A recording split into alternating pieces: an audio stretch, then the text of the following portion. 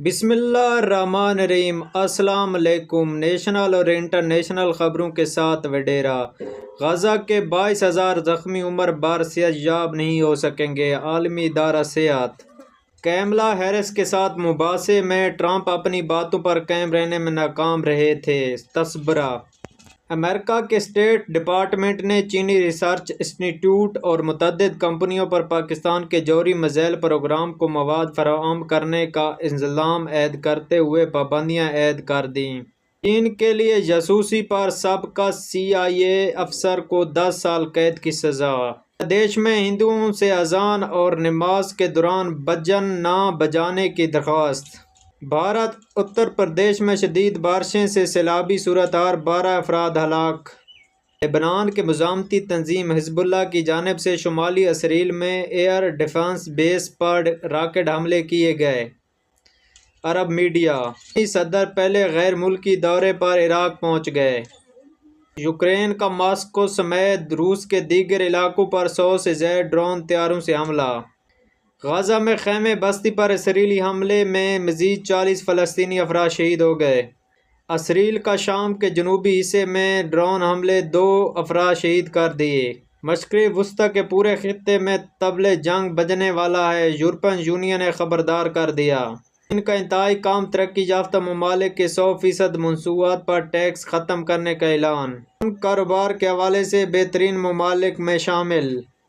Hamas نے نئی شرائط کے بغیر غزہ میں فوری جنگ بندی پر رضامند۔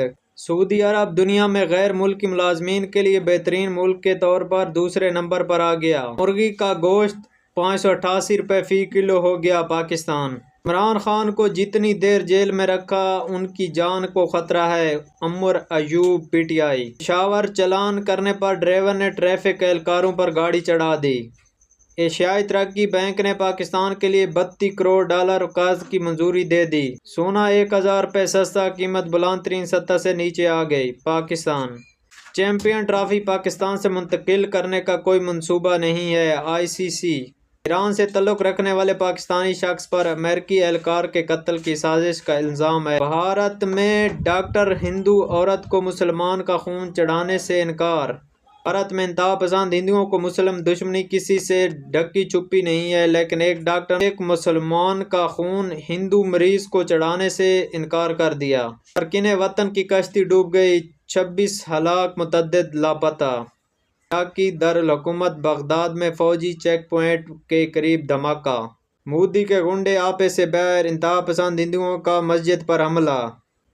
انڈیا۔ ملک کے بیشتر علاقوں میں موسم گرم اور خشک رہنے کا امکان ہے، محکمہ موسمیات۔ پاکستان۔ ملائیشیا کے وزیر اعظم انور بن ابراہیم نے 2 سے 4 اکتوبر تک پاکستان کا دورہ کریں گے۔ وزیر اعلیٰ خیبر پختونخوا علی امین گنڈا پور سے افغان قونصل جنرل محب اللہ کی ملاقات۔ گوشہ خانہ 2GIT نے بانی PTI کو 16 ستمبر کو طلب کر لیا۔ یہ تھی انٹرنیشنل اور نیشنل خبریں جو ہم نے آپ تک پہنچائیں۔ ہمارے چینل کو لائک، سبسکرائب کر دیں تاکہ ہم ایک دوسرے کے ساتھ جڑے رہیں۔